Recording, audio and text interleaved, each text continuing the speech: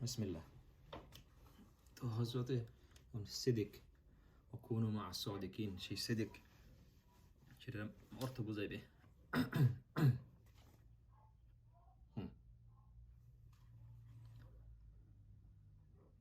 বিসমিল্লাহ। বিসমিল্লাহির রহমানির রহিম। স্বপনে 5 টাকা দিবি মসজিদে আজকে, আলামিনের হাতে, নইলে রনির হাতে। আবার কত টাকা দিবি? 5 টাকা। হ্যাঁ, কেন? বিসমিল্লাহ ভুল হইছে। হ্যাঁ, আবার কোন লাগবে? বিসমিল্লাহির রহমানির রহিম।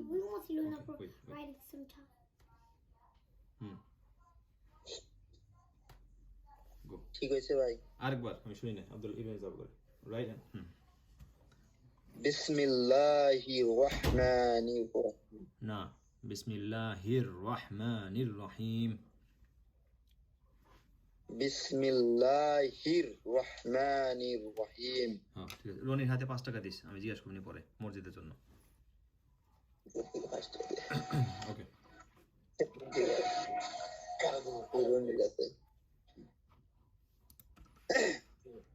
সিদক এর অর্থ ও ব্যাখ্যা।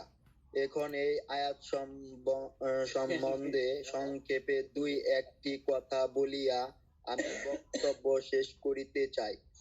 পূর্বেও সংক্ষেপে বলিয়াছি, সিদক অর্থ শুধু মুখে সত্য কথা বলা নহে, যাহাতে কেহ ইহা না মনে করে যে সিদককে পূর্ণ ধার্মিকতা বলা হইয়াছে।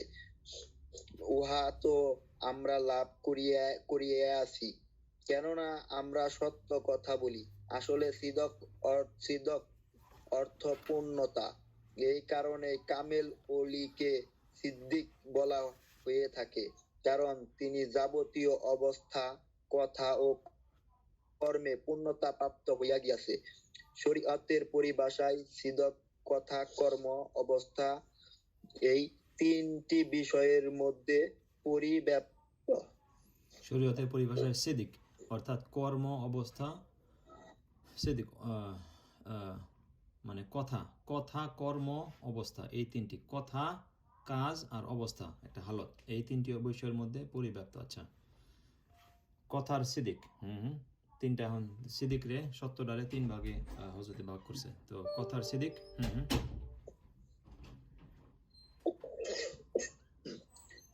কাজের সিদক হলো প্রত্যেক কাজ শরীয়তের নির্দেশ অনুযায়ী হওয়া এবং উহার বিপক্ষে। এটা বলা হয় নাই, এটা বলা হয় নাই এখান থেকে উপরে, ওটা তো বলা হয় নাই। কথা সিদক মানে কথা নিশ্চিত ও বাস্তব হওয়া এবং অনিশ্চিত ও বাস্তব বিরোধী না হওয়া। এই গুণে গুণান্বিত ব্যক্তিকে সাদেকুল আকওয়াল, সত্যবাদী বলা হয়। তাহলে কি হলো? কথার সিদক। কথার সিদক মানে কথা নিশ্চিত ও বাস্তব হওয়া এবং অনিশ্চিত ও বাস্তব বিরোধী না হওয়া। এই গুণে গুণান্বিত ব্যক্তিকে সাদেকুল আকওয়াল, সত্যবাসী। কথা নিশ্চিত, যেটা বলবো সেটা হইব, এবং যেটা বলবো এটা বাস্তব, এটা কথা হইব।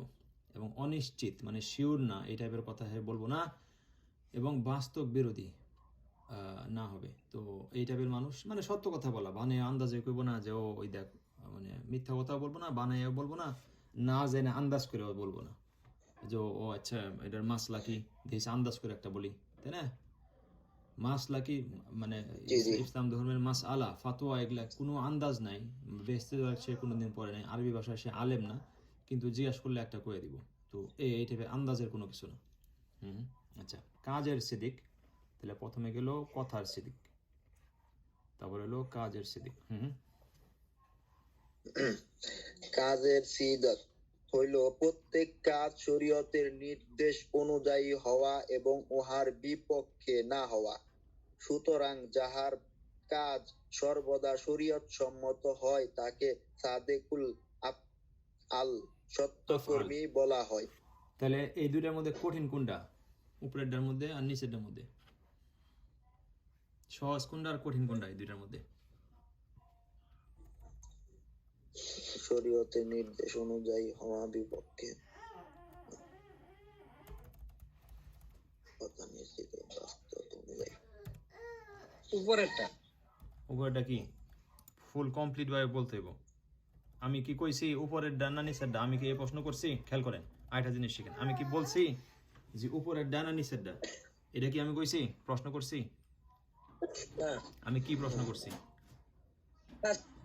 কথা ছিল কি আমি কি প্রশ্ন করছি?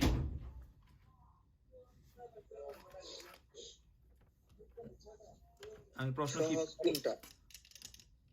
তাও আমি বলি, তাও কমপ্লিট না, আমি পুরা ভাবে বলছি কথার সিদিক আর কথা কাজের সিদিক, এই দুইটার মধ্যে আমি যেভাবে স্পষ্টভাবে প্রশ্নটা করছি এইভাবে আদবে কয়, ঠিক আছে? আদব অনুযায়ী ওই অতটুকু স্পষ্টভাবে কমান লাগবো, নইলে এটা ছোট পোলা পানলে বা বেয়াদবির মতো আইসা যায়। এটা খেয়াল কমান লাগবো, বহুত সূক্ষ্ম জিনিস। কেন আমি কইলাম যে কথার সিদিক না কাজের সিদিক কোনটা বেশি সহজ, কোনটা সহজ আর কোনটা কঠিন। আর কেউ যদি কয় উপরের ডা বা নিচের ডা, তাহলে এটা বেয়াদবির মতো অ্যান্সার হইলো, খেয়াল কমান লাগবে। কথার সিদিক। কথার সিদিক কি এটা কঠিন? জি কেন? দিয়া কথা রাখা সম্ভব না। কি বুঝলাম না। অনেক সময় কথা দিয়া কথা রাখা সম্ভব না। আচ্ছা, আর তাহলে কাজগুলা সহজ হয়? কাজগুলা অন্তত কাজগুলা করা যায়, একটার সাথে তো আরেকটা মিল আছে। না না না, আপনি দেখেন, মনোযোগ দেন। কথার সিদিক এটা মুখের মধ্যেই, ঠিক আছে? মানে একটা লোক কথার প্র্যাকটিস, কেউ যদি কথা না কয় বা কম বলে, সে শুধু সত্য কথাই বললো, জিনিসটা তার কিছু করা যাইতেছে না, আসতেছে না, তার শারীরিক কোনো কষ্ট হইতেছে না, খেয়াল করেন, নাফসের উপরে খুব একটা কষ্ট হইতেছে না। আর এখানে বলছে কাজের সিদিক, প্রত্যেক কাজ, যে ব্যক্তির প্রত্যেক কাজ শরীরের মধ্যে, হ্যাঁ তো বিরাট বড় ওলি হয়ে গেল এমনি, প্রত্যেক কাজ যে বলতেছে, তাই না? এখন কেউ যদি কাজ ছাড়া বসে থাকে, মানে আমল ছাড়া যদি সে বসে থাকে, তাহলে তো আর সে এমনি আমল করলো না। মানে সে যদি মসজিদে না যায়, তাহলে তো শরীয়তের বিরোধী কাজ হলো। সে যদি জাকাত না দেয়, শরীয়তের বিরোধী কাজ হলো। সে যদি তার পর্দা না করে মহিলা, শরীয়তের বিরোধী কাজ হলো। চুপ করে বসে থাকলে তো হইব না, নজর নিচে না করে শরীয়তের বিরোধী কাজ হলো, রাইট? তার মানে কাজ করান লাগবো, এবং প্রত্যেক কাজে শরীয়তের নিয়ম অনুযায়ী করান লাগবো। আর কথাটা যদি সে না বলে, কেউ যদি কথা না বললো, কমায় দিল কথা, হ্যাঁ তাই না? কথা যদি সারাদিন না কয়, এমনি কমায় দেয়, আর যা বলবো সত্য কথা বলে, তাইলে তার জিনিসটার সমাধান শেষ। তাহলে দুইটাই কঠিন, কিন্তু কাজ, তাই না? কাজ তো সারা জীবনের জন্য, সমস্ত আমল, খালি কাজ মানে দুনিয়ার যত কাজ, আখিরাতের যত কাজ, এগুলা শরীয়তের নিয়ম অনুযায়ী, মানে যতগুলা ইবাদত আছে হেগুলাও শরীয়তের নিয়ম অনুযায়ী, আর যেগুলা কথা আছে মুখ দিয়ে, তাই না, সেগুলো শরীয়তের নিয়ম অনুযায়ী। তাহলে কাজটা অনেক বেশি কঠিন, কারণ কাজটা, এটা আফআল মানে কাজ করা, কাজটা হলো, তাই না, যাই করবেন সব কিছু হলে, তাহলে তো হ্যাঁ বিরাট বড় আউলিয়া হয়ে গেল। সব কাজে যদি শরীয়তের নির্দেশ অনুযায়ী হ্যাঁ করলো, তাহলে খেয়াল করলাম ধাপে ধাপে। আব্দুল্লাহ ওই বাথরুমে তো আচ্ছা, তারপরে হালের সিদক। হালের সিদক হলো প্রত্যেক হাল সুন্নত অনুযায়ী হওয়া, সুতরাং যে সব হাল সুন্নতের বিরোধী সেগুলো মিথ্যা হাল। যাহার হাল সর্বদা সুন্নত মোতাবেক হয় তাহাকে সাদেকুল আহওয়াল, সত্য হাল বিশিষ্ট বলা হয়। আচ্ছা, এটা একটু বিশ্লেষণ সামনে পড়া লাগবো। যে হালের প্রতিক্রিয়া স্থায়ী হয় এবং আজ আছে কাল নেই এরূপ না হয়, উহাকে সত্য হাল বলে। কোন লোকের হাল বাকি থাকে না, মাঝে মাঝে সে নিজের মধ্যে ভয় অথবা তাওয়াক্কুলের প্রাধান্য অনুভব করে, কিন্তু পরক্ষণেই উহার কোনো প্রতিক্রিয়া অবশিষ্ট থাকে না। এরূপ ব্যক্তিকে সত্য হাল বিশিষ্ট বলা হইবে না। হাল স্থায়ী হওয়ায় উদ্দেশ্য নহে, বরং হালের প্রতিক্রিয়া স্থায়ী হতে হবে। মোট কথা, শরীয়তের পরিভাষায় সিদক শুধু কথার মধ্যেই সীমাবদ্ধ নহে, অথচ সাধারণত উহাকে কথার মধ্যে সীমাবদ্ধ মনে করা হয়, ফলে মানুষ নানাবিধ ভ্রান্তিতে লিপ্ত হইয়া যায়। তাই না? এই কথাটা এলো, এখন কথাটা আমরা বুঝলাম, হালেরটা বুঝলাম। এখন হালেরটা একটু কঠিন। হালেরটা বোঝানো হইতেছে হালটা না, হালের কি প্রতিক্রিয়া। হ্যাঁ, তার মানে কি, হালের মানে কি আর হালের প্রতিক্রিয়া মানে কি? সহজ, এটা কঠিন না, একটু চিন্তা করলে বোঝানো যাবে, বোঝাবো। হাল মানে যে কোনো একটার উপরে থাকা, আর কি সুন্নতের উপরে থাকা, আর হলো যে প্রতিক্রিয়া হইলো কি আপনার সুন্নত বিরোধী কাজ যেগুলা। না, আরেকজন, হাল মানে কি?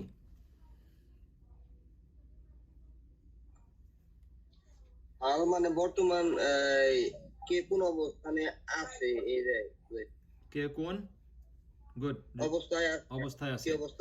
সাধারণত হাল মানে এই মনের একটা অবস্থার কথা বোঝায়, ঠিক আছে?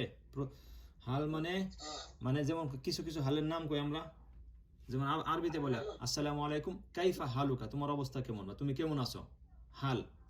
তা কিছু কিছু হালের অবস্থার নাম কই আমরা দু একটা, যেমন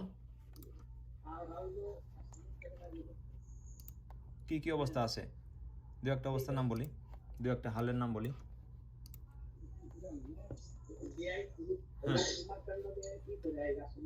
ওই যে তুমি কি মনে করছো, তুমি অসুস্থ আছো নাকি? অসুস্থ একটা হাল।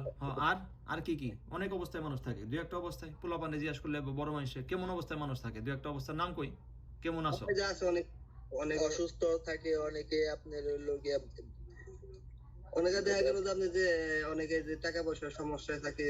এত না তো, মানে এখন এত 10 জন মানুষ আমি জিজ্ঞাসা করলাম যে কেমন আছো ভাই বা বোন, তারা 10টা জবাবই দিব, পুরো ফুল কাহিনী তো কইব না, তারা 10টা জবাব দিব। কেউ কইব অসুস্থ আছে, আরেকজনে কইব ভালো আছে, আরেকজনে কইব কি খারাপ আছে।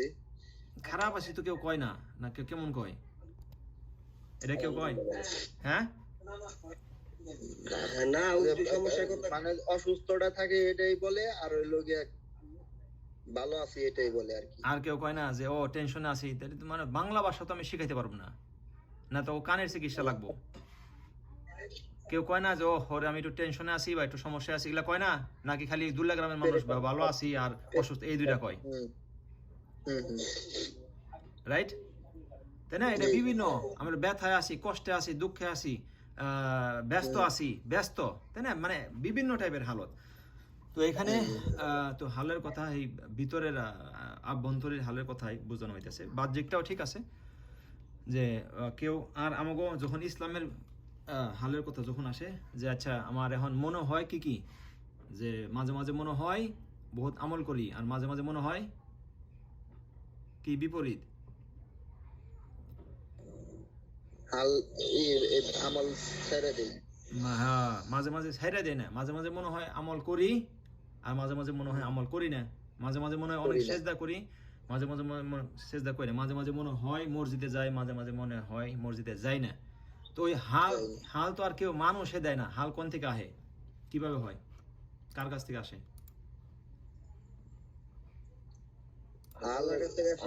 আল্লাহর তরফ থেকে আসে। হ্যাঁ, হাল হাল আসাটা এটা কি কেউ ইচ্ছায় আসে? এটা কি ইচ্ছা দিন, মানে আমাকে ইচ্ছা অনুযায়ী কি হাল আহে যে ওহো আগামীকাল আমি খুশি থাকুম, তারপর দিয়ে আমি বেজার থাকুম, এটা কি আমরা প্ল্যান করলে নয় না কেমন হয়? না না, আল্লাহর তরফ থেকে আসে হাল। তাইলে হালের উপরে এখতিয়ার নাই, হাল হইলো গায়ের এখতিয়ারি, আল্লাহর তরফ থেকে আসে, তাই না?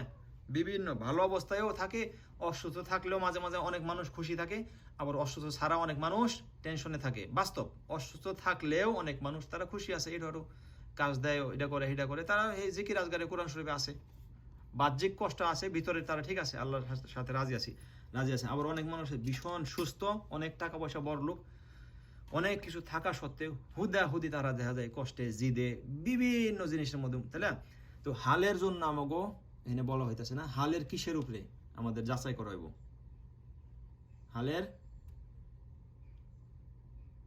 কিসের উপরে, হালের উপরে যাচাই করা হবে না আমাদের, কিসের উপরে যাচাই করা হবে, হালের কির উপরে লেখা আছে এখানে,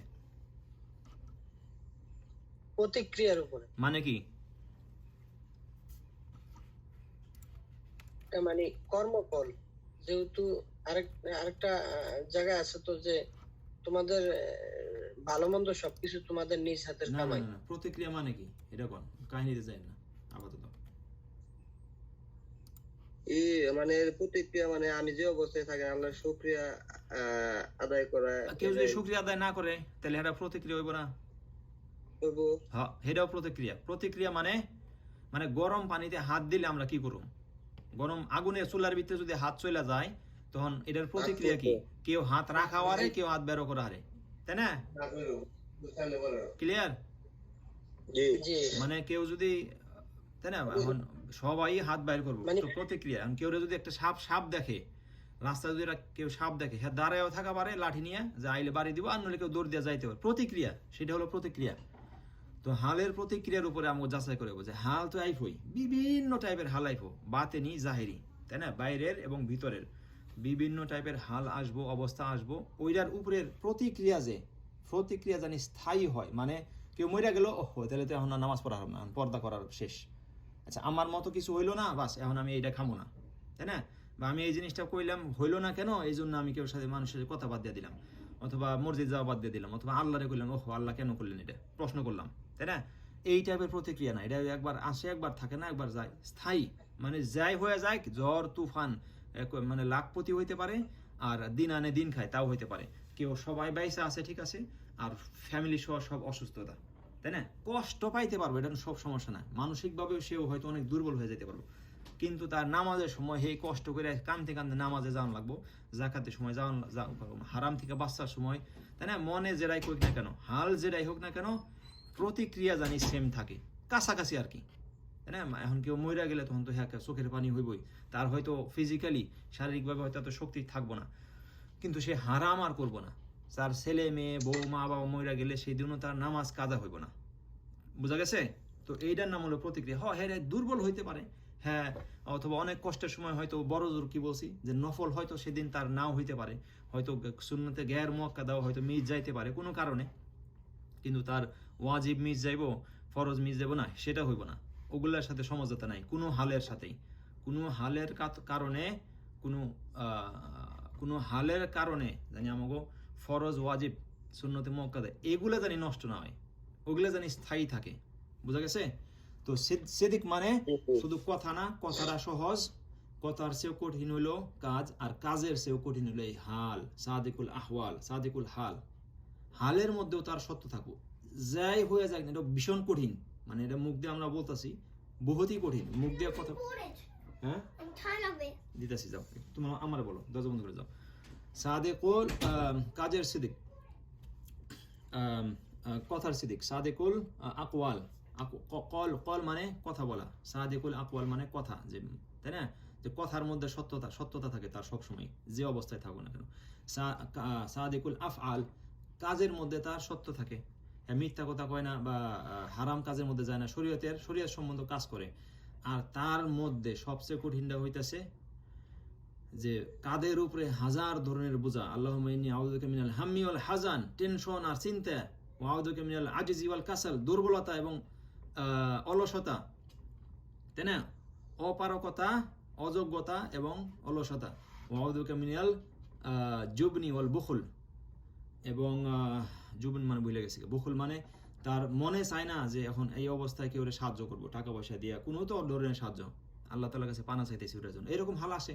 ওয়াউদুকা মিন ওয়ালাবাতি দাইনি ওয়া কহরির রিজল, মানুষের কাছে টাকা পায়, মানুষ বিভিন্ন জায়গায় টাকা পায়, লোনে একবারে ডুবা, এটাও একটা হাল। তখন কেমনে করুম, লোনে ডুবার ওই কষ্ট থাকলে তখন তো ওই টেনশন অন্য কিছু করার মনে না, তখন সেজদায় কেমনে যাইব, তাহাজ্জুদ কেমনে করবো, তাই না, মানুষের সামনে কিভাবে যাবে, কহরির রিজাল, এবং মানুষ কঠোর ব্যবহারের মধ্যে, হ্যাঁ এমন এক সমাজের মধ্যে রয়েছে তার উপরে আরো নির্যাতন চলা হইতেছে, মানে জালেমরা ভর্তি, ডাইনে বায়ে সব জালেম, যত সমাজের মাতাব্বর থাকুক বা বড়লোক মানুষ থাকুক অথবা রাজনীতিবাদ থাকুক, তাই না, এই অবস্থা থেকে বিভিন্ন টাইপের হালের মধ্যে আসে মানুষ। ওই দোয়া আমরা পড়ি, তাই না, যে আল্লাহ এই হাল থেকে, তো যেটাই তারপরে যুদ্ধ আসে, তারপরে অসুস্থতা আসে, এই যে আয়াতের মধ্যে পড়লাম, ওয়াসসাবিরিন, আউযু বিল্লাহি মিনাশ শাইতানির রাজিম, ওয়াসসাবিরিনা ফিল বাসাই ওয়াদ দাররাই ওয়া হিনাল বাস, উলাইকা আল্লাযিনা সাদাকু ওয়া উলাইকা হুমুল, কি জানি আয়াতটা কি, ভুলে গেছি, হুমুল উলাইকা হুমুস সাদিকুন উলাইকা হুমুল মাফ করেন কি মুহতাদুন তারা হলো হেদায়েত প্রাপ্ত, তাই না? তো এতটি হালত অনেকগুলো, এবং আল্লাহ তাআলা কোরআনের মধ্যে বলছে ওয়ালানাবলুওয়ান্নাকুম বিশাইইম মিনাল খাউফি, অবশ্যই আমরা টেস্ট করব, পরীক্ষা করব, ভয় দিয়া, ওমিনা খাউফি ওয়াল জুই, খিদা দিয়া, তারপরে ওয়ানাকসিম মিনাল আমওয়াল, মাল টাল টাকা পয়সা কম কইরা, হ্রাস কইরা, কমাই দিব, হয়তো কাজ থাকবো আবার থাকবো না, ব্যবসায় লাভ হইব আবার লস হইব, মিনাল আমওয়ালি ওয়াল আনফুস, এবং জান কমাই দিব, মানে মানুষ কমাই দিব, মানে মানুষের মৃত্যু ঘটাই দিব ফ্যামিলির মধ্যে, ওয়াসসামারাত, এবং যত আছে ফসলাদি আছে সেগুলো ইয়ের মধ্যে দেখা যায় যে বন্যা এসে যায়, ঝড় এসে যায়, বিভিন্ন টাইমের যে সব মানুষ সারা বছর চাষ করে এগুলা শেষ হয়ে যায়, নষ্ট হয়ে যায়, পরীক্ষা সামারাত ওয়াবাশিরি ওয়ানাকসিম মিনাল আমওয়ালি ওয়াল আনফুসি ওয়াসসামারাত ওয়াবাশিরি সাবিরিন, রাইট? তারপরে কি হইতাছে, বাশারত দাও, তাই না, খুশখবরি দাও যারা সবর করতেছে, ওয়াবাশিরি সাবিরিন আল্লাযিনা ইযা আসাবাতহুম মুসিবাতুন, তাদের উপরে যখন মুসিবত আসে ক্বালু ইন্না লিল্লাহি ওয়া ইন্না ইলাইহি রাজিউন, এটা অনেক লম্বা বুঝাইছি, যে আমরা নিজেরাই তো জামুগা, আমরা নিজেরাই যদি জায়গা আল্লাহর কাছে ফিরত, মানে সবচেয়ে দামি তো আমাদের নিজের বডি, নিজেই, এই আমরা নিজেই যদি না থাকি, নিজেই যদি আল্লাহর জন্য হয়, তাহলে যা যাবতীয় গেছে অসুস্থতা, টাকা পয়সা, এটা তো ছোট জিনিস আমার তুলনায়, আমার জানের তুলনায়। তো ওই রকম অবস্থায় যদি সবর করান যায়, তাহলে সেই প্রতিক্রিয়া, ওই প্রতিক্রিয়া জানি স্থায়ী হয়, এবং এটা অনেক অনেক অনেক কঠিন, কিন্তু আল্লাহ তাআলা সহজ করে দেয়। যেভাবে তাহাজ্জুদ পড়া কঠিন, যেভাবে মসজিদ যাওয়া কঠিন, তাই না, যেভাবে মসজিদে যাওয়া কঠিন, সুন্নতের উপরে অটল থাকা কঠিন, ভালো ব্যবহার করা কঠিন, কিন্তু প্র্যাকটিস করলে, চর্চা করলে আল্লাহ সহজ করে দেয়। তো এইটাও জানার পরে আস্তে আস্তে চেষ্টা করলে এটাও আল্লাহ তাআলা ইনশাআল্লাহ সহজ করে দিবে। তো তিনটা জিনিস শিখলাম। হ্যাঁ বলেন। ওমর ভাই লাইনে আছে। Oh, acha. Omar, I told you many times to announce your name. So please announce your name. I thought you had a No. I don't look at the list. I don't look at the list. If you especially if you don't say this is Omar, then I really don't know if you're here. Okay. I'll. So at least somebody noticed. Okay. He always does, man. Not you. So it's going to the description or the explanation on interpretation. আর যারা বাংলায় আছে তারা যাইতে পারে, এটা শেষ, আমি একটু ইংলিশে সামারি বলতেছি। We're trying into the details, explanation of Sidq, the truthfulness, saying that truthfulness means complete, to being a complete person, to have a complete characteristics, and that's why the highest walis or the friends of Allah are titled Siddiqeen, like Abu Bakr as-Siddiq. And that Sidq, that truthfulness, is divided into three parts. One is being truthful in speech. So if somebody talks confirmed, something that is confirmed and realistic, and who does not talk or brag or gives verdict or makes assumption or unrealistic, irrational stuff. Like, if somebody who talks the truth, whatever is confirmed, like he always says the truth, otherwise he's silent, and he mentions something that is realistic as well, and he does not make guesses. Do you know if I don't know, let's say for example, what's the when you're in safar, when you're in traveling, how many rakat you're supposed to pray, for example, if that person doesn't know, or if that person is like, how much do you have to give in the end of the year in charity, the fard, or the required charity in Islam, and he's like, I think it's 3% or 4%, like he's not sure, but he's still answering. Makes sense, right? This kind of stuff, you should, that's not a sign of being a truthful person. Or you're making up, constantly assuming and making up without having read it or validating it, so that's not a sign of a truthful person. Or somebody who has truthfulness in his or her speech. So that's category one, truthfulness in speech. And then second one is truthfulness in action. So if I ask them, I'm going to ask you too, truthfulness in speech, talking truthfully and doing everything truthfully, which means that in every action in our life, we do it according to the commandments or the permissibility of this religion. Right? Imagine saying something that's halal 100% and doing something whatever we do, that too is 100% in accordance to the permissibility of this religion. Which of these two is harder? That was the question I asked them, and I'm asking you also. Saying something truthfully is that hard, or doing the things according to the truthfulness or the permissibility of this religion, is that hard? Which one is harder? Well, it's I guess the talking, because Talking is what? harder. Explain. They're doing because you think about it more of telling a lie than doing it. You just act. I don't know. That's the way I think. Again, let's look at the big picture. Like saying truth, speaking truth all the time for the rest of your life, and doing everything that you do for worldly stuff and for the hair stuff. Everything, just validating if this is according to Sharia, this is according to Sharia, if this, am I doing haram, Is this harder, or just talking part is harder?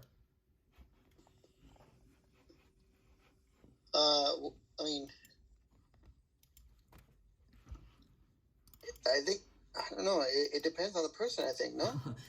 In general, let's just say in general, talking, I gave them example also. Like if you're just, let's say if you don't talk to somebody, you're an introvert, right? You don't meet people, you don't have people next to you. Well, then in that case, doing the thing is not harder. In that case. In every case, that's easy. Even if you talk, it just talk. Like talking, it's not going to cost you any money or any a physical hardship. Makes sense, right? Like no validation. The only thing here is don't lie. That's it. Just don't lie. Either speak the truth or stay silent. Easy. Comparatively easy. Unless somebody who's for the last 10 years or 20 years of their life or whatever, they've been lying or joking, making up stories. For those That's what I'm saying. No, that's just one category though. No. That's just, how like habitual liars and jokers, those are very few. But in general, even for them, all you have to do is just don't talk.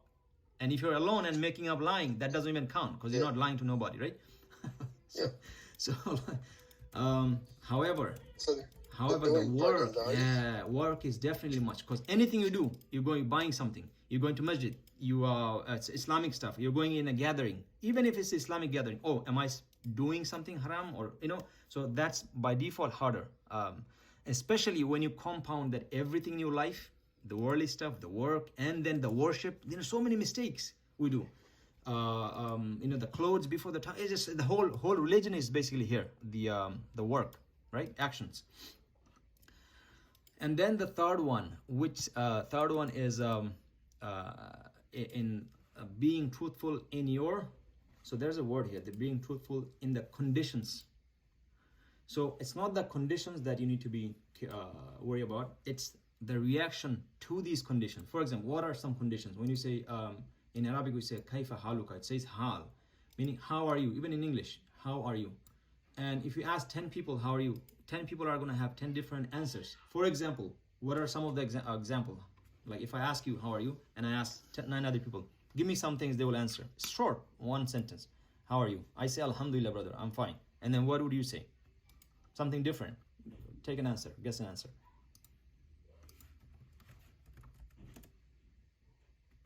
If you ask 5 people, what would each of them say? Pick something different, just normal. Omar? This thing, last time I was asking you, did you get that question? Or, Omar, are you here? Yeah, I'm here. So I was like, if you ask 5 people or 10 people about their condition, how are you, brother? Or, what would they answer? Somebody is like, I'm fine. Another would say what? The truth, I guess. No, another, give me some answer, like real life example. I'm good. I'm okay.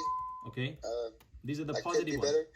Okay, these are the positive ones. How about the negative ones? Like, real condition. Not good. I'm sick. Good. What else? Sad. Right, good. So these are conditions. These conditions, can anybody on this earth plan on their condition? Oh, let's say Monday, I want to be happy. Tuesday, I'm going to be sad. Thursday, I'm going to be sick. Friday, I'm going to, be excited. Can you plan that? Yes or no? No, man. You can. You can aim for that, but you can't. Exactly. You can't. So these It come doesn't from happen. who? These conditions come from who? From Allah. Good, perfect. These conditions, so we are not judged based on our condition, what condition we're in, but we're judged on based on the reaction we have to this condition. That reaction has to be stable. Like if somebody is dead, or somebody is sick, or money or no money, whatever the condition is, or sick or happy or sad or just lazy or just weak, just hundreds of conditions, emotional and physical. The reaction has to be, if it's further than me, it's time for prayer, I'm going to pray. It's time for this, I'm going to do it. It's time for doing some commandment of Allah, I have to do it. I'm sad and sick and somebody died, a haram is in front of me. No, I'm not going to do that haram. Make sense? So that reaction to the condition that we're in, that needs to be stable in accordance to, again, what our Islam, our religion prescribed. That, hey, no, because it's not about the rulings or the prayer, the salah, the zakat. None of this are based on what condition you're in. Like, except there are some exceptions. Like, even if you're sick, you have to pray, right? That doesn't mean you're sick, you're not going to pray. If you find no water, you still have to pray with tayammum, right? Doesn't mean that you can cancel. The only times you can, because if you're unconscious or like dead or like in a war or something. Even in a war zone, you got to pray with your eye, like the movement or the gesture of your eye, the pupil of the eye, right? So that's the thing. Like your condition should not overcome you. You should never be overcome by your condition. If you do, then you're not stable. So that's what I'm saying. To be truthful, you have to have three things. Whatever we say should be, even if you're joking, truthful stuff and sure stuff. We don't make guesses. Oh, I think it should have. No, there's no. You can think about like academic stuff, especially about the religion. No, and about everything we do. So this is for life. Everything we do in our life, right? And if we make this into a habit, I ask the scholars, one thing a week, like, hey, this kind of work, this kind of gathering, is this okay? This kind of outing, going out to these places, is that okay? Going out with these people, is this Islamically, is this okay?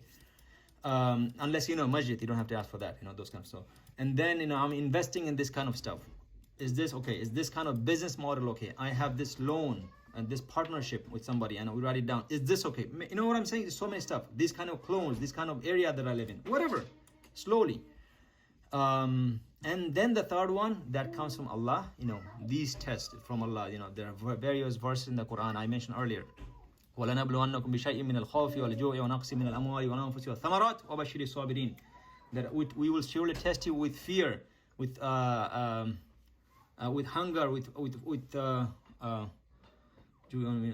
and then the decrease of money and wealth and crops, and death in the family, right? And give glad tidings for the patient who, in times of stress and calamity, they say Inna lillahi wa inna ilayhi rajiun. We are for Allah and we will return to Allah. Basically, it means out of all of this worldly possession, our life is worth more than all of this, right? Your life is worth much more than all your money and health and not health, your crops and cars and houses, whatever worldly possession you have.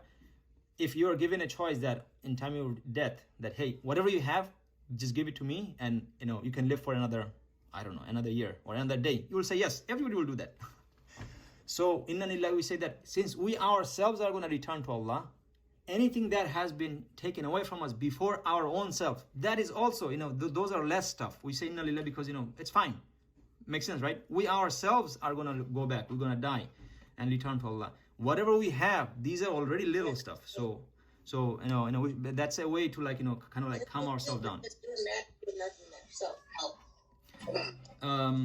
So inshallah, may Allah, we got to try to speak the truth and try to learn the religion. Anything we do, worldly or hereafter for worship, got to ask the scholars that, hey, I'm doing this. Are these permissible? If not, what could be an alternative or better? And whatever comes in our heart and mind, we need to be stable in the reaction of it. There could be lazy day, the sick day, if somebody died that day, or the day we made a lot of money, it could be the payday or the debt collector day, whatever the day it is, whatever the condition it is, could be snowing or summer, doesn't matter. We could be affected by it too, that's fine too. We are human. if we have to have that emotion. Somebody die and you're not crying, that's not good. Like, your kids die, somebody die close to you, you don't cry, that's then there's a different problem in it. Like, we have to react to our emotional, normal emotional condition, whether crying or laughing or whatever it is. But when it comes to time for prayer or these ordinance or commands from Allah, we got to do those. Even if it's slower or weaker, then like sometime in a day when it's sunny, it's easy to go to the masjid. But when it's freezing, it's not. Like yesterday, every Sunday night, that's the hardest day for me. Sunday night in Isha, for me, is the hardest. But alhamdulillah, I still went. I didn't want to go. I just don't want to go. The Sunday night is the worst for me out of the whole week for some reason. Because it's a worry about Monday, and then it's just a lot of stuff, emotional stuff. It doesn't matter. I still went. So I hope that explains it. And next time I will explain from the beginning, inshallah. Kono proshno ache? না ইনশাআল্লাহ নাই Assalamu alaikum. I thought I was sharing screen. Assalamu alaikum. ওয়া আলাইকুম আসসালাম